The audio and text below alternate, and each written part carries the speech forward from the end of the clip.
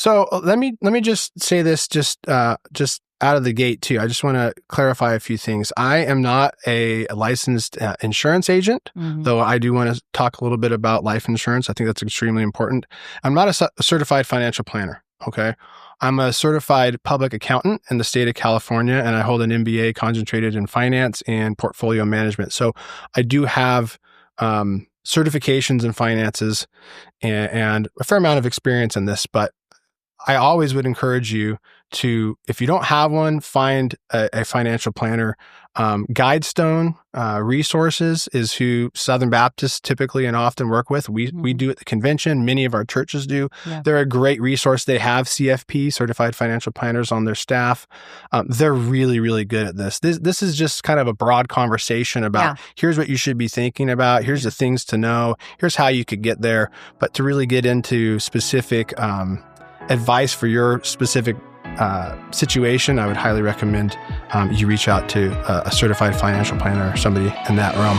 Welcome to the GC Collective podcast, brought to you by the California Southern Baptist Convention.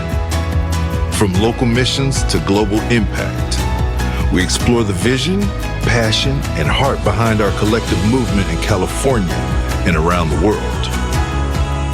Where better together isn't just a motto, it's how we maximize our impact in fulfilling the Great Commission.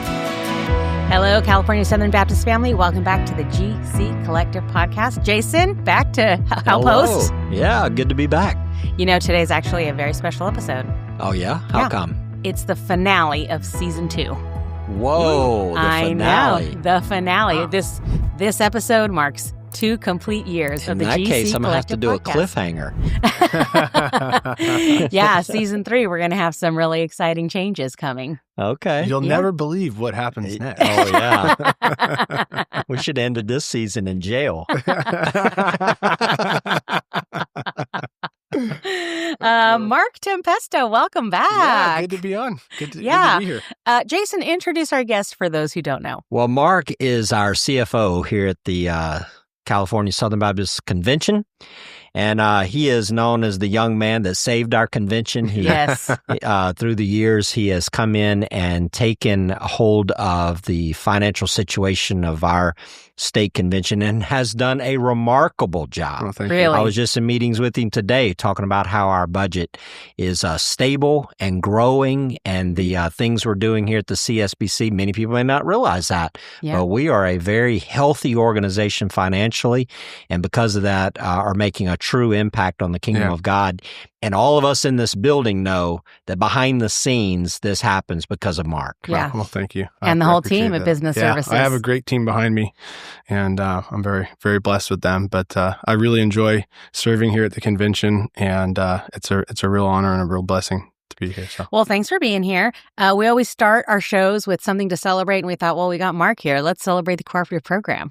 Yeah, I'd love to. I mean, this year in 2025, cooperative program has been very stable. Last year in 2024, we hit about 5.1 million in cooperative program gifts here in the state, and we're on pace to do that. Maybe a little bit above that. And so, one of the things that's exciting for me with that is with the budget that we passed and eventually modified in January through our board, is anything that comes in over $5 million in cooperative program gifts, and we're on track to do more than that, 100% of that goes on to the SBC Executive Committee for missions. So that's really exciting. I can't wait to get to December and see see that ticker go up and up and up and see what that final check is going to be. So that's going to be really, really cool. I asked our executive director, I said, how's that math working out? Because I know some churches can't give as much as they have before. Churches go through seasons, of being able to give. And he said, there's a lot of new churches. There's that are now giving and are part of what we're doing, and then there's churches that have been giving and have increased their giving. Yeah. And so all of that balances out, and in some ways, it's beyond balancing. We're growing. Yeah, and it's great to see that. And a lot of this is young pastors, which we're going to be talking about today, that are generous. Their churches are generous. They're putting everything they've got into the work of the ministry and the kingdom, and talking, of course, today, we want to talk about making sure they're being taken care of. Right. Yeah, absolutely. Yeah. I mean, you have such a happy energy. It seems like we're on track to do pretty well this year. Yeah, absolutely. It's been a very stable year for us on the budget side of things. I mean, we're within, 0.5% of where we thought we were going to be on our expenditures and things like that. And so we're right on track, and everything's just, I think the word is stable. Everything's just really stable, and it's good to see the cooperative program potentially even growing. But like I said, I'm excited to see what that check might end up being. Yeah. That's good. I love it.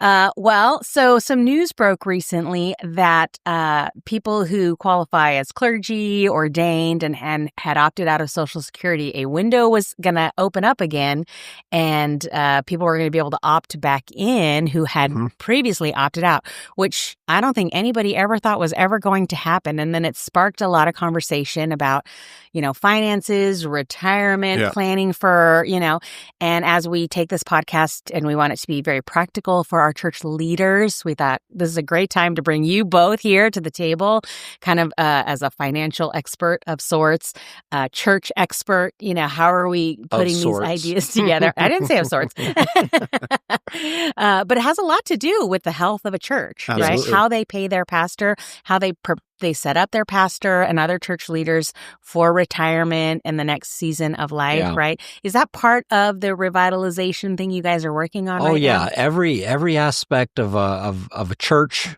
and the organization of a church and a pastor and his personal health and well-being is all part of it. Yeah. And I'll just say, as we start talking about this, I surrendered to preach whenever I was 12 years old. And so I was really young. I didn't even have a job. I was just a teenage preacher traveling around. Everything was done in cash, and I was just traveling from church to church down in the South. And eventually I got ordained, and the advice was given to me, opt out of Social Security, and just be a good steward manager of your money, which that never happened as a young man, like most of us. Sounds so good. No way. Savings, that was not even an option. I was barely making it month to month. Yeah. And then time goes by and you get into churches and really you're trusting maybe your deacon board or a financial team or committee to have your back and help make sure that your salary package and everything is structured well to be taking care of you in the future or in retirement. But the reality is, when you're young, you're not thinking about retirement. Nope. In fact, it's not just a money issue; it's a calling issue. I mean, when I surrendered to preach, I'm planning on preaching to the day I die. Right. We used to talk about that all the time, that, I want to go down with my boots on and my Bible in my hand and preaching the word of God. And that's what we say to ourselves, because it's a calling and it's a passion. But there's another side of this story, and it's just called personal responsibility and good stewardship. Right. And life is still going to happen. Even though you're called by God, your life is still going to be a human life, and it's going to end the same way everybody else does. Right. There was only one Elijah that got, whiffed away. The rest of us are going to have to go through the same ordinary processes, and we're not prepared for it. So Many this of us are idea not. that, I've surrendered to my calling, the Lord will take care of it. Yes. That's really smart. And he does take care of it. We just don't realize that he was taking care of it all this time, and we were not taking care of it on our end. He was sending us the resources, and we weren't being proper stewards of it. Maybe because we weren't trained right or not trained at all. Yeah. Right. Now, some pastors out there are really good at this. Yep. I mean, it's like their second nature. They could be great businessmen outside of the ministry. But that's those people that have those natural gifts. Then there's a lot of folks that this just isn't something that is that they're good at. Yeah. And so they have to trust others. And there's where the problem happens, because some churches just don't have the certain staff to say, hey, let's sit down and make sure we're taking care of this man Yeah. or his wife or his, his children. Or it could be we're talking about not just the pastors, it could be the church secretary, the treasurer, it could be the staffing. What we're talking about today really impacts anybody on a church staff. Yep. Yeah. Well, I think some of those resources that the Lord provides are the Marc Tempestas and the financial thinkers and the those who just are minded this way. Marc, you were telling us earlier that you get a lot of calls from pastors. I do get a lot of calls from pastors, or just out at churches or at the annual meeting or even at board meetings. It's a topic that unfortunately I think there's just a lack of understanding of it, and retirement is one of those things that you have to start thinking about it before you need to start thinking about it. And what I mean by that is when you're in your 20s and 30s, you're not thinking about retirement yet because it's not even anywhere close to your time horizon.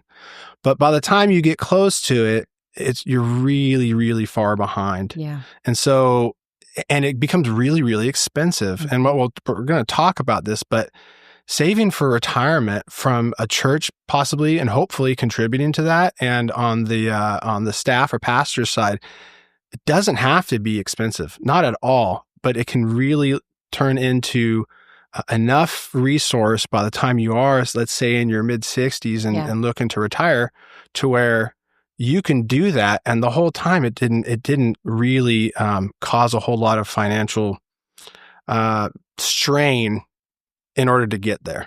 So let's talk about the person entering the ministry. They're fresh out of seminary, ready to go. How do they set up their situation today so that they're not burdened, in the mid-season of their ministry? Yes, that's a great question, and that's really the key is that fresh pastor doing it then, starting this process then. It is, I'm going to give you a few numbers here in a second, but it is so much easier and such smaller financial burden on you in the present to start young than to wait 10, 20 years to start doing that. So for example, if you started at 25, and let's say the typical time horizon for retirement, the age, at least for full Social Security benefits, is 67. And that's kind of the common number that we throw out there. If you started at 25 and just you saved $100 a month in a retirement account, and you invested that in something like an S&P 500 index fund, which typically is about an 11% return, 10 to 12% a year, you would have a little over $1 million by the time you're 67 for $100 a month because you started at 25. If you waited till 35, you know what that number is? It's $300 a month. That's still not insurmountable, but that's triple. That's a big difference. It gets better. What do you think it is at 45? I don't want to know. It's almost $1,000 a month to get there. No kidding. Yes.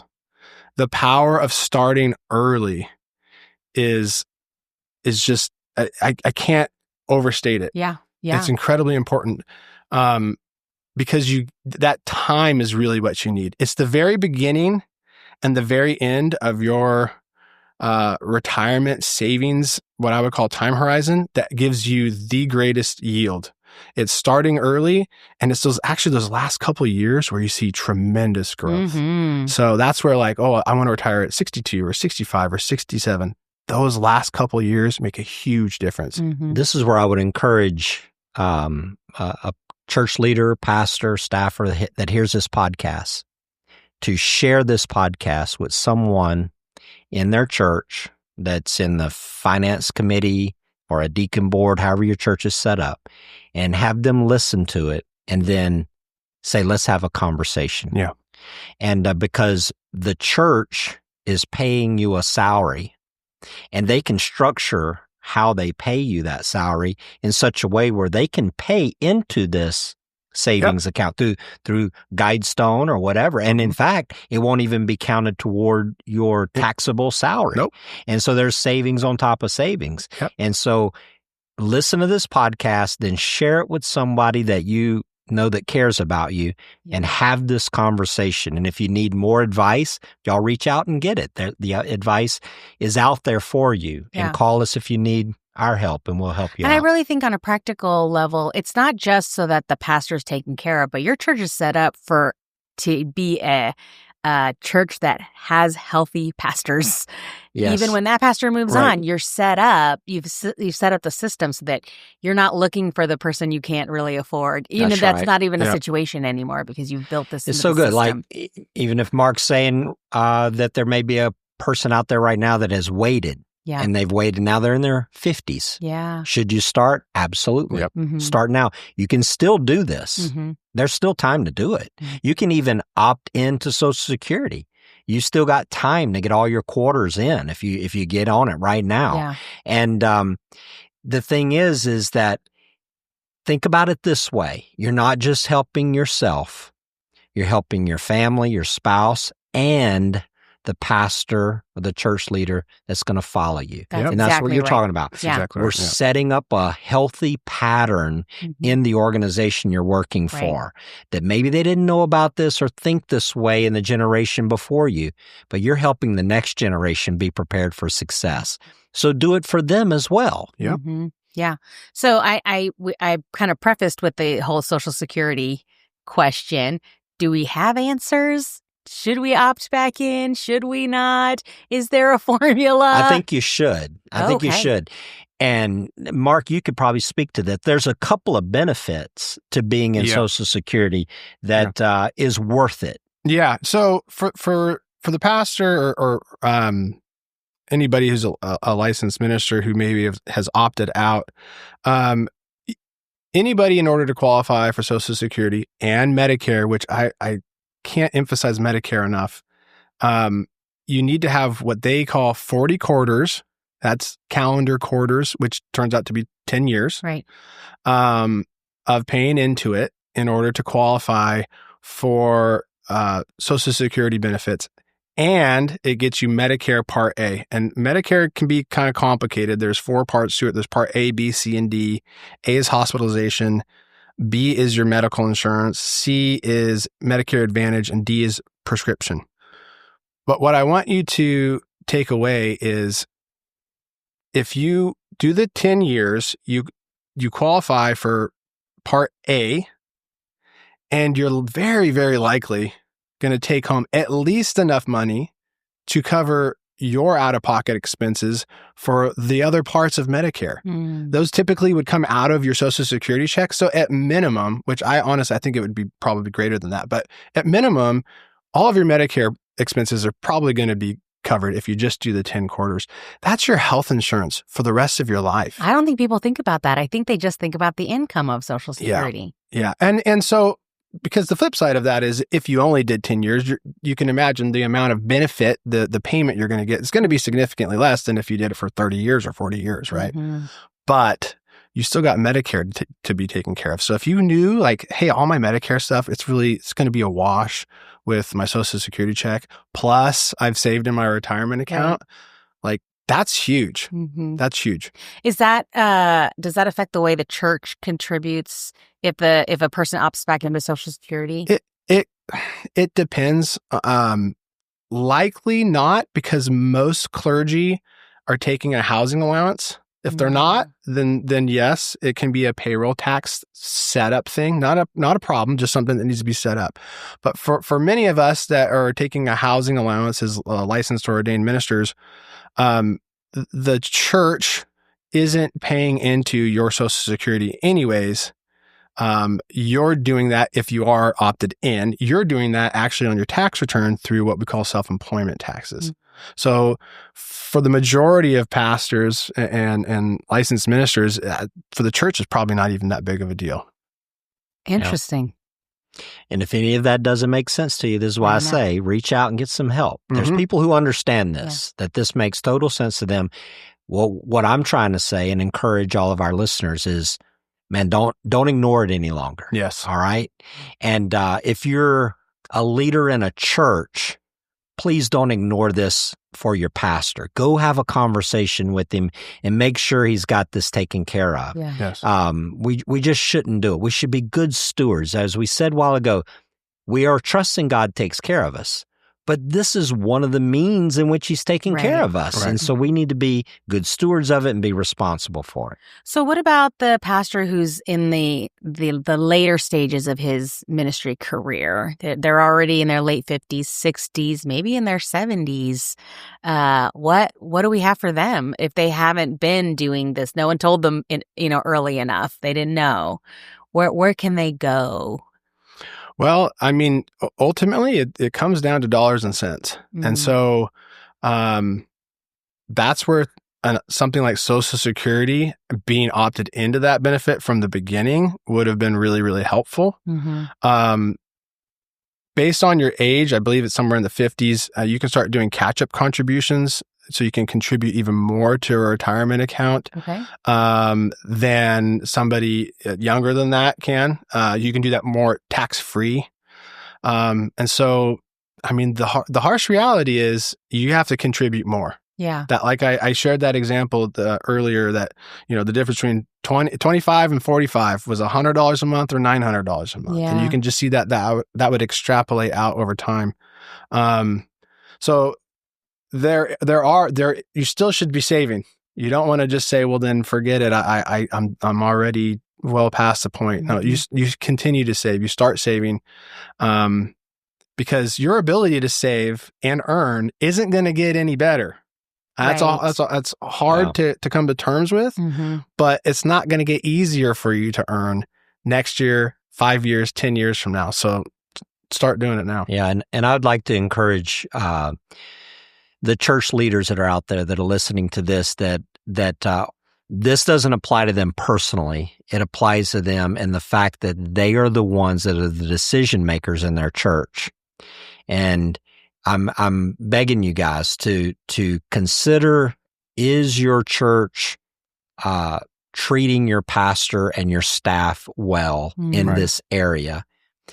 For example, I became the pastor of a church some years ago where the church secretary, when I got there, was nearly, she was nearly 90 years old. Oh.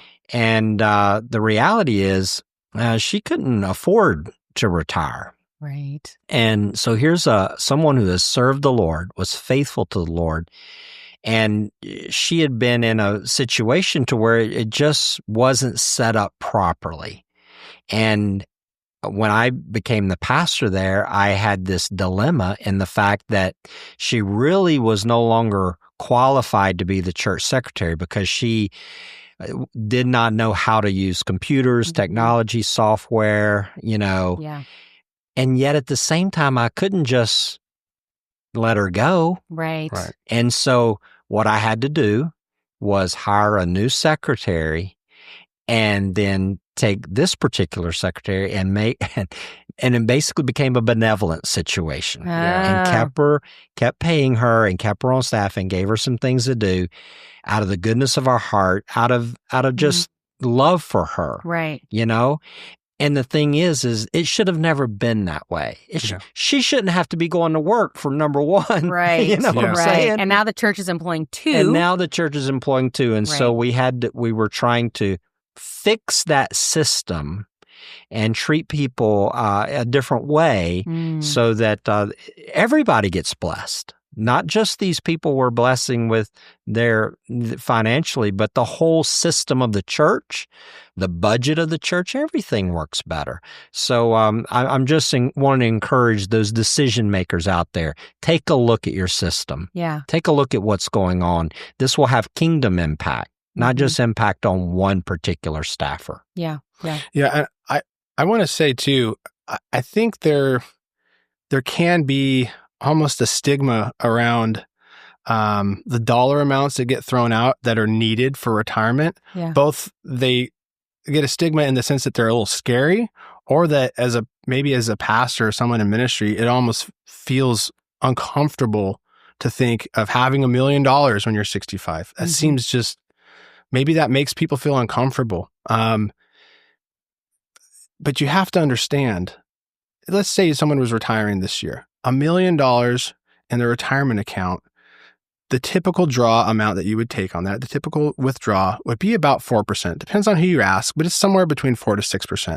That's $40,000 a year that you're going to take out of that. That's not living high life.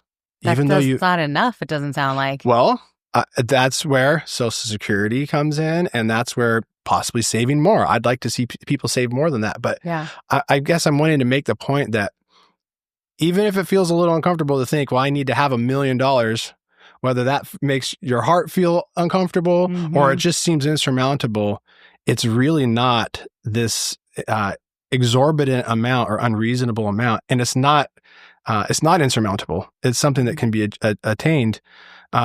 Because again, like I said, at 4%, that's $40,000, maybe $50,000 a year. That would be the reasonable amount for you to take. And to kind of join in on the church side of things, I would love to see churches contribute to the retirement plans for their staff, and the younger staff that they can do it for.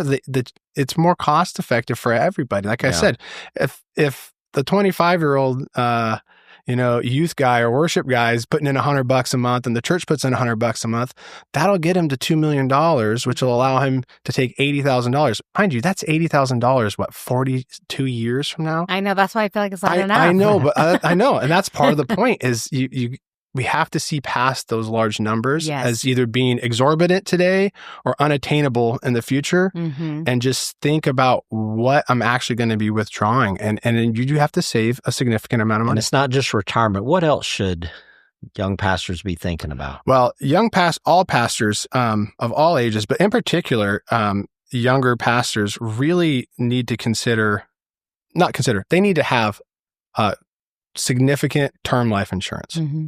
I think, again, the dollar amount sometimes freaks people out, but let's say you're 35 years old, you've got a wife and 3 kids, and you're the breadwinner of the family.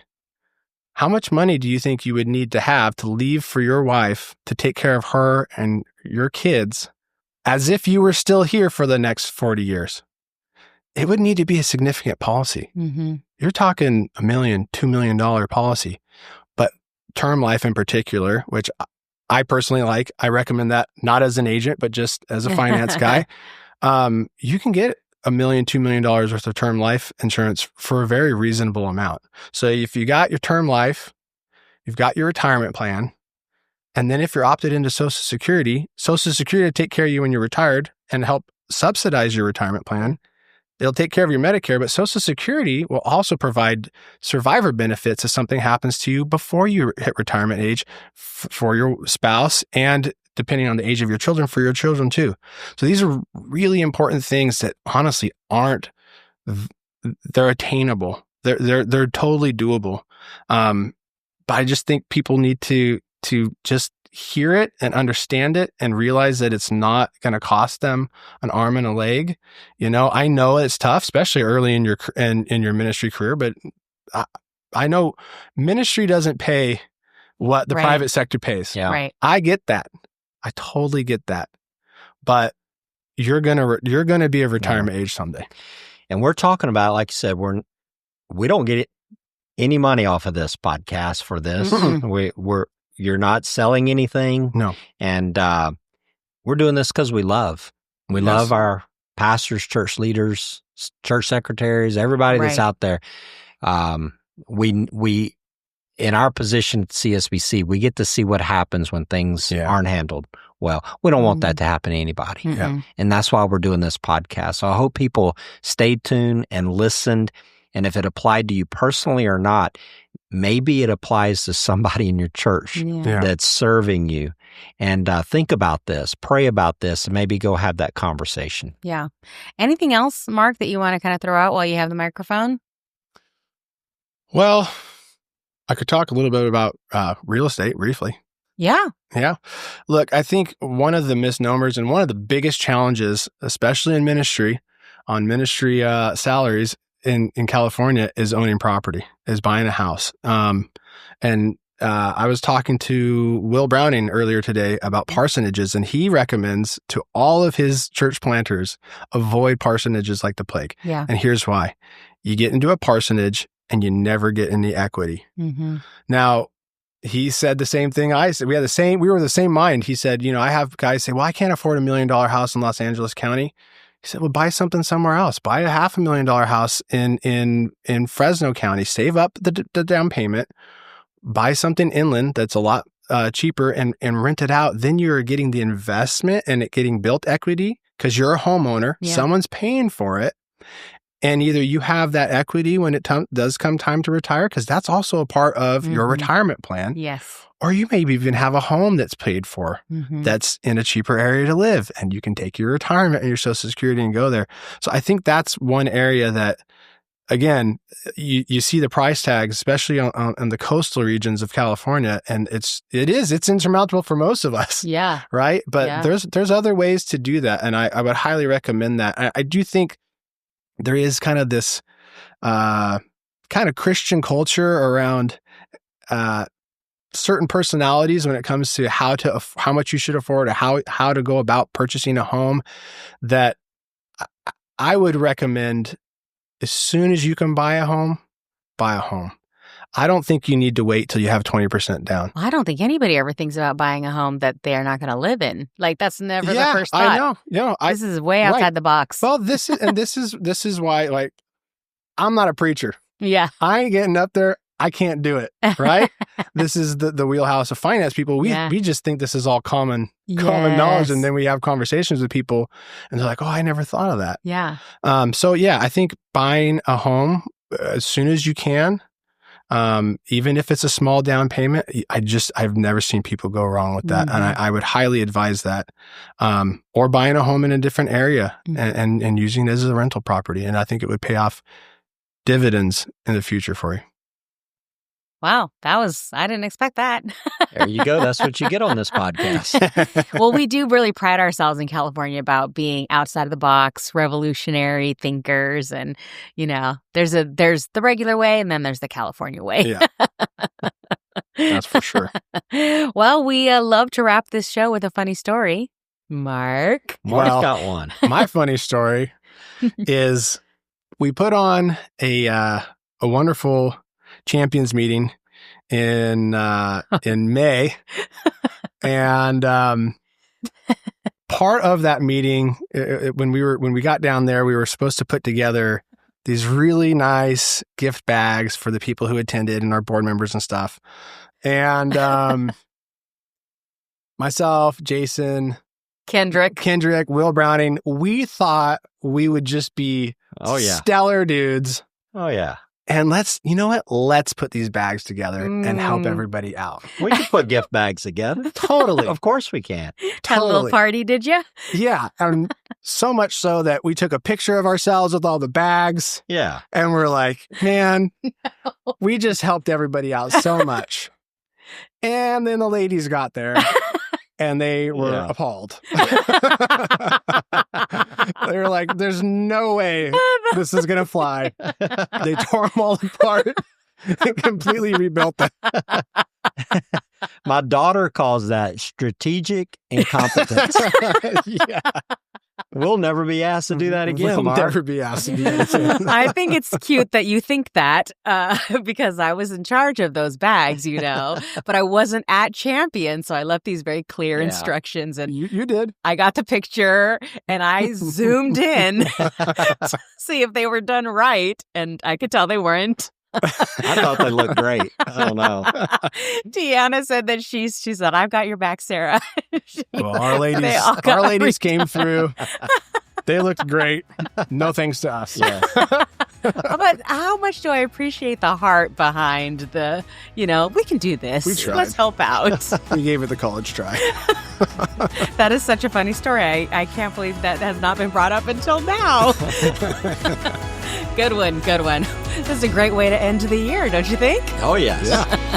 All right. Thanks for listening, everybody. As always, we have an email address, podcast@csbc.com. Thanks for listening. Bye.